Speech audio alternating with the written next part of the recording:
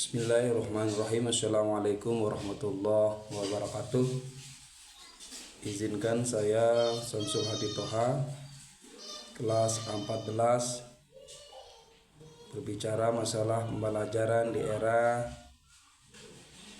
digitalisasi, di mana salah satunya yaitu komunikasi verbal dan komunikasi non-verbal. Ketika kita bicara masalah komunikasi verbal, perlu kita ketahui definisi daripada komunikasi verbal itu sendiri. Di mana komunikasi verbal itu adalah komunikasi yang menggunakan kata-kata, entah lisan maupun tulisan, yang bentuk komunikasi yang menggunakan kata-kata baik dalam bentuk percakapan maupun tulisan. Komunikasi ini paling banyak dipakai dalam hubungan antar manusia.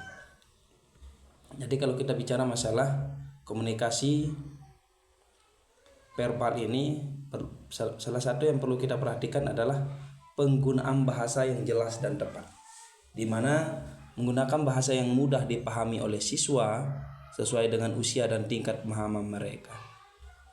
Yang kedua, nada dan intonasi suara. Jadi variasikan nada dan intonasi suara yang menjaga perhatian siswa. Gunakan nada yang ramah, hangat untuk menciptakan suasana yang nyaman. Lalu yang ketiga adalah pemberian umpan balik yang konstruktif dari siswa. Mungkin banyak siswa yang kurang fokus.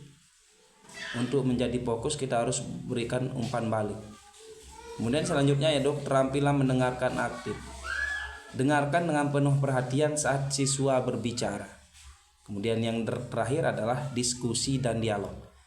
Fasilitasi diskusi kelas yang melibatkan seluruh siswa. Dorong siswa untuk berbagi ide dan perspektif mereka.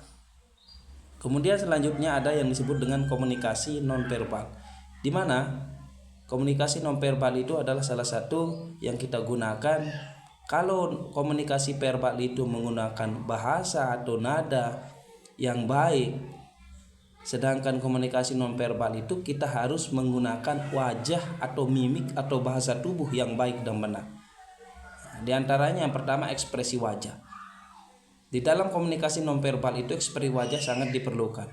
Gunakan senyuman untuk menunjukkan keramahan dan dukungan.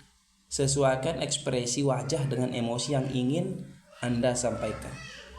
Kemudian jaga kontak mata dengan siswa yang menunjukkan perhatian. Itu yang pertama. Yang kedua, bahasa tubuh. Gunakan gestur yang positif yang terbuka seperti mengangguk dan tersenyum. Hindari bahasa tubuh yang negatif seperti menyilangkan tangan atau membuang muka. Yang ketiga, bergeraklah di sekitar kelas untuk menjaga interaksi semua siswa. Kemudian selanjutnya ada disebut dengan kontak mata. Jaga kontak mata dengan siswa saat berbicara untuk menunjukkan perhatian dan keterlibatan daripada siswa itu sendiri. Kemudian menghindari menatap terlalu lama yang dapat membuat siswa merasa tidak nyaman. Yang terakhir adalah sentuhan atau penggunaan ruang. Di dalam bergeraklah di sekitar ruangan untuk mengurangi jarak fisik dengan siswa. Sesuaikan posisi kita itu dengan aktivitas yang sedang berlangsung. Kemudian yang terakhir adalah menciptakan suasana yang nyaman dan tidak mengintimidasi. Nah, itu sesuatu penjelasan tentang komunikasi verbal dan non-verbal di dalam pembelajaran era digital saat ini. Mungkin hanya ini yang bisa saya sampaikan. Kurang lebihnya mohon maaf. Assalamualaikum warahmatullahi wabarakatuh.